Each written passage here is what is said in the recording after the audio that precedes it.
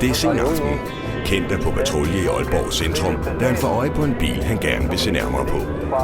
Da vi kommer fra Nørresundby og skal til op over Limfjorden, så ser vi i modgående kørebanen, der kommer der en bil med 3 unge mennesker.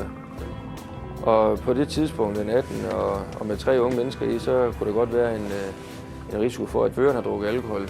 Så vi vælger lige at tjekke bilen og tjekke føreren for, om han er spirituspåvirket. Hej. Skal du køre godt hjem og se? Ja, selvfølgelig. Det lyder godt. Er det din bil? Det er det. Stig. Du har ikke fået noget alkohol? Jeg har fået 2 øl. Det er det hele. Hvor lang tid er det siden? 1,5-2 timer siden. At du drak den sidst? Ja. Tak skal du have. Det er almindelig øl, du har drukket, eller hvad? Ja. Ja. Noget klassik eller noget som helst. Nej, eller noget stærkere. Nej. Hej. Bakken. Vil du få noget eller hvad? Du 2? 2 øl.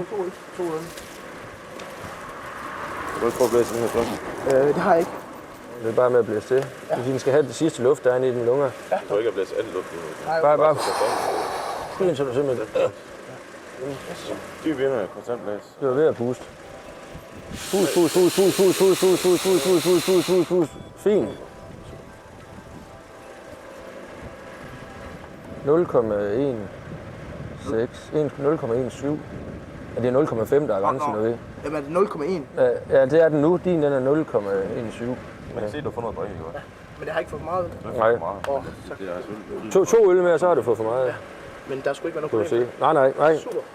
Men så kan du tænke over til en anden gang. Det var godt, du holdt dig til de 2 Ja, øl. men det er ikke? også det. Altså, jeg skulle bare ikke med kammerater. Ja, men det er fint. I må have en god aften. Ja, tak. Lige måde. Kom godt hjem. Han virker meget troværdig, og der er ikke spor. Han har aldrig prøvet at blæse i alkometer før, men det fik han så prøvet her i aften. Og jeg er sikker på, at sådan en situation, den får mig også lige til at tænke over en anden gang, at jeg skal godt passe på, ikke, at der ikke mere politi, de er derude, og de kontrollerer altså folk en gang imellem. Og det er jeg ikke i tvivl om, at ham og hans kammerater, det de talte om efter, at de kørte derfra. Selvom at de heldigvis ikke var for fulde, så virker det præventivt.